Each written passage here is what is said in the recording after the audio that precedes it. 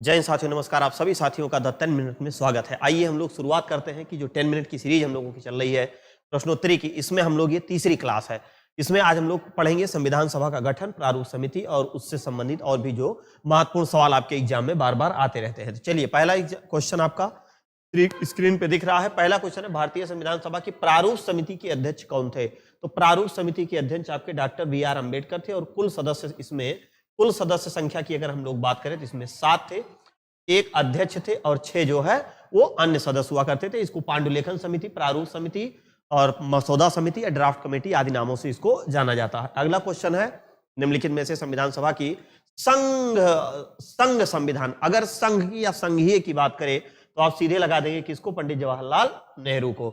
अगला क्वेश्चन है, संविधान सभा की प्रांतीय संविधान समिति के, तो भैया सरदार पटेल लौह पुरुष, जिनको जो है लौह पुरुष कहा जाता है। अगला कौन? जिन्होंने क्या किया था? पूरा लड्डू बना दिया था एकदम, जो बिखरा हुआ था हमारा भारत। डॉक्टर अंबेडकर की अध्यक्षता में संविधान सभा की प्रारूप समिति में कितने अन्य सदस्य थे? ये आपको ध्यान में रखना है। तो इसमें कितने अन्य थे? तो 6 थे। एक तो स्वयं थे और 6 और थे। अगला क्वेश्चन है, संविधान सभा ने डॉक्टर बी आर अम्बेडकर की अध्यक्षता में प्रारूप समिति का गठन कब किया था? यह भी क्वेश्चन आपके एग्जाम में पूछा जाता है। तो ये किया गया था कब? 29 अगस्त 1947 को, 29 अगस्त 1947 को। अगला है संविधान पांडुलेखन समिति, देख रहे हैं, वही प्रारूप समिति है जिसको पांडुलेखन समिति के नाम से जाना जाता है। कौन सदस्य नहीं था? यहां पर क्वेश्चन पूछ रहा है। मोहम्मद अली सादुल्ला थे, के एम मुंशी थे, अय्यर साहब थे, लेकिन जवाहरलाल नेहरू नहीं थे। तो आपका डी वाला विकल्प यहां सही हो जाएगा। अगला क्वेश्चन है, भारतीय राजनीतिक व्यवस्था इनमें से कौन सर्वोच्च है? तो भैया कौन सर्वोच्च है? सर्वोच्च न्यायालय नहीं, संसद नहीं, यहाँ पे संविधान सर्वोच्च है। संविधान जो है वो सबसे सर्वोच्च है, बाकी वो सब कोई मतलब नहीं है उसका। अगला है, भारत के संविधान में उद्देशिका, चाहे आप इसको उद्देशिका कहिए, चाहे आप प्रियम्बल कहिए, चाहे प्रस्तावना कहिए, का विचार लिया गया है। अगर विचार अमेरिका तो यूएसए से लिया गया है। ये सारा सब कुछ हमने आपको बहुत अच्छे से थ्योरी में पढ़ाया है, वीडियो जाके देख लीजिए वहां से। भारत में न्यायिक पुनरावलोकन की संकल्पना ली गया है, कहां से लिया गया है? तो भैया इसको भी कहां से लिया गया है? संयुक्त राज्य अमेरिका से लिया गया है। कहां से लिया गया? संयुक्त राज्य अमेरिका से लिया गया है। अगला क्वेश्चन है, न्यायिक पुनरावलोकन की व्यवस्था, तो न्यायिक पुनरावलोकन की व्यवस्था ये भी हमारे भारत में है और यूएसए में है। भारत में है और कहां पर है? यूएसए में है, क्योंकि न्यायिक पुनरावलोकन वहीं से लिया गया है। भारतीय संविधान में मौलिक कर्तव्य, फंडामेंटल ड्यूटीज को कहां से लिया गया? तो सोवियत संघ या यूएसएसआर या फिर रूस से लिया गया है। ये आपका यहां पर है। रूस से जो है 5 ईयर प्लान भी आपका रूस से ही लिया गया है। अगला है, भारतीय संविधान में सन्निहित मूल अधिकारों की अवधारणा किस देश के संविधान से ग्रहण की गई है? मूल अधिकार से संबंधित कौनो मामला अगर होगा तो सीधे आप चले जाइएगा कहां पर? यूएसए में। अगला क्वेश्चन है, भारतीय संविधान को किसने कितने भागों में विभाजित किया? देखिए, भाग की बात किया है तो यहां पर मुख्य रूप से कौन सा हो जाएगा? कितने भाग हैं? तो 22 भाग हैं इसके। अगला क्वेश्चन है, निम्नलिखित में से कौन भारतीय संविधान के अंतर्गत सही सुमेलित नहीं है? बहुत ध्यानपूर्वक देखना, कौन नहीं है? पंचायत का उल्लेख भाग 9 में है, नगर पालिका नौका में है, सहकारी समिति कोऑपरेटिव नौका में है, लेकिन अधिकरण का उल्लेख भाग 10 में नहीं है। अधिकरण का उल्लेख जो है ये आपका भाग 14 में है, सॉरी 14 का में है, 14 का में है, ठीक, 14 का में है। संविधान के किस भाग में पंचायती राज व्यवस्था का प्रावधान किया गया है? तो भाग 9 में। इसमें है भाग 9 में कौन सा आर्टिकल इससे संबंधित है? तो इससे आर्टिकल संबंधित है 243। अगला क्वेश्चन है, निम्नलिखित में से कौन सा एक सही सुमेलित नहीं है? कह रहा है कौन एक नहीं है? मूल कर्तव्य भाग 4 का में है, राज्य का भाग 6 में है, भारत का महान्यायवादी नहीं, गलत है, और ये मतलब संघ एवं राज्य के अधीन सेवाएं भाग 14 में सही है। ये महान्यायवादी की अगर बात करेगा तो ये आपका भाग 5 में है, इसमें है भाग 5 में सही है। तो ये आंसर आपका कौन सा सही हो जाएगा? सी हो जाएगा, ठीक। अगला क्वेश्चन है, भारतीय संविधान में आरंभ में कितने अनुच्छेद थे? तो भैया आरंभ में कितने थे? 395 हम। मूल संख्या तो आज भी वही 395 है, लेकिन संशोधन करते करते लगभग 500 पहुंच रहा है। अगला क्वेश्चन, मूल भारतीय संविधान में कितने भाग, अनुच्छेद और अनुसूचियां थी? तो कितने भाग की बात करें तो 22 भाग थे, अनुच्छेद 395 थे, अनुसूची की बात करें तो 8, तो इसमें कौन सा 22 भाग 395 और 8 अनुसूची, ये आपका ए वाला आंसर सही है। केवल क्वेश्चन को घुमा रहा है बस। संविधान सभा का गठन कब हुआ था भैया? 9 दिसंबर 1946 को। सॉरी, संविधान सभा का गठन 6 दिसंबर 1946 को, 6 दिसंबर 1946 को हुआ था और 9 दिसंबर को पहली बैठक हुई थी। तो 6 दिसंबर 1946 को संविधान सभा का गठन हुआ था।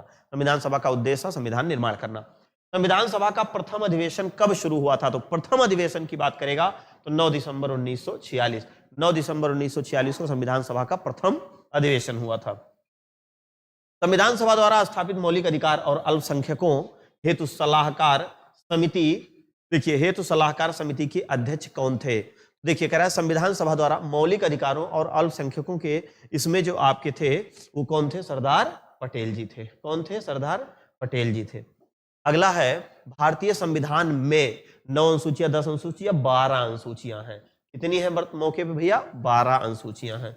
अगला क्वेश्चन है भारतीय संविधान की निम्न दी गई अनुसूची में कौन सी एक राज्यों के नामों की सूची तथा उसके राज्य क्षेत्रों का ब्यौरा देती है? तो पहली अनुसूची में 28 राज्य की बात की गई है इनकी, और 8 यूनियन टेरिटरी की बात की गई है, यूनियन टेरिटरी की, और इनकी यहां पर व्याख्या दिया गया है।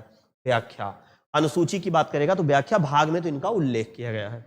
अगला है यदि भारत संघ के एक नए राज्य का सृजन करना हो, संविधान निम्नलिखित अनुसूचियों की एक अवश्य संशोधित किया जाना चाहिए। तो भैया पहली को किया जाना चाहिए और किसी को नहीं, केवल और केवल पहली को। कोई भी संघराज्य क्षेत्र की बात करें तो पहली अनुसूची। भारत के संविधान सभा की चौथी अनुसूची में किस चीज की बात की? राज्यसभा में सीटों का आवंटन, राज्यसभा में ये स्थानों का आवंटन, राज्यसभा में सीटों का आवंटन यहां पर इसका किया गया है। ठीक, अगला क्वेश्चन है राज्य भूमि सुधार अधिनियमों को संवैधानिक सुरक्षा प्रदान करने हेतु सम्मिलित किया गया है। देखिए कितना थोड़ा सा केवल क्वेश्चन घुमाया है। कह रहा है राज्य भूमि सुधार, तो भूमि सुधार की अगर हम लोग बात करेंगे तो ये 9वीं अनुसूची में है। किसमें है? 9वीं अनुसूची में है, जिसको पहले संविधान संशोधन द्वारा 1951 में क्या किया गया था? जोड़ा गया था। इसको पहले संशोधन के द्वारा ही 9वीं अनुसूची को जोड़ा। अगला क्वेश्चन है भारत के संविधान के अंतर्गत आर्थिक योजना की बात कर रहा है, तो आर्थिक योजना की बात कर रहा है तो आपका कौन सा हो जाएगा? संघ सूची का विषय है। किसका विषय है? संघ सूची का। आर्थिक नियोजन की बात करेगा तो भी आपका संघ सूची। किसका है? संघ सूची का विषय है। अगला है निम्नलिखित में से कौन सा विषय समवर्ती सूची का है? मतलब दोनों लोग मिलकर के कानून बनाते हैं, तो दोनों लोग मिलकर के कानून बनाते हैं। कहा? रेडियो और टेलीविजन।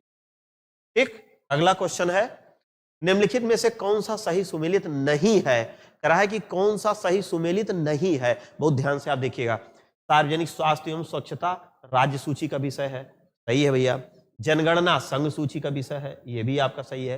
राज्यसभा में सीटों का आवंटन द्वितीय अनुसूची में नहीं, ये आपकी चौथी अनुसूची में है। इसमें है भैया ये आपकी चौथी अनुसूची में है। दल बदल विरोधी कानून 10वीं अनुसूची में, सही है। तो इसमें आपका आंसर कौन हो जाएगा? सी, ये वाला आपका सुमेलित नहीं है। तो 30 नंबर का आपका आंसर कौन सा हो जाएगा? सी हो जाएगा। ये 30 सवाल की जो हम लोगों की श्रृंखला है, ये आप सभी लोगों के लिए बहुत ही शानदार होगी। अगर गलती से भी आप जो सीरीज चल रही है 10 मिनट वाली, उसमें चाहे कोई व्याख्या पढ़ाया जा रहा है या फिर कोई प्रश्नोत्तरी पढ़ाई जा रही है, एकदम शानदार तरीके से अगर मौका आपको मिले तो समझ लीजिए कि 10-10 मिनट में आप बहुत कुछ कॉन्सेप्ट भी सीख जाएंगे। अच्छा, वो कॉन्सेप्ट हम आपको पढ़ा रहे हैं जो आपके भर्ती परीक्षाओं में बार बार कहीं ना कहीं एग्जाम में पूछे जाते हैं। ये भारतीय संविधान के वह क्वेश्चन है जो आपके लिए एकदम क्या कहते हैं कि रामबाण साबित हैं, पूरी तरह से एकदम रामबाण होंगे आपके लिए। तो इसी प्रकार से शानदार कक्षाएं और भी आपको मिलती रहेंगी। मिलते हैं नेक्स्ट क्लास में, तब तक के लिए आप सभी साथियों को मेरा प्यार भरा नमस्कार। बहुत बहुत धन्यवाद। Thank you. जय हिंद। वंदे मातरम।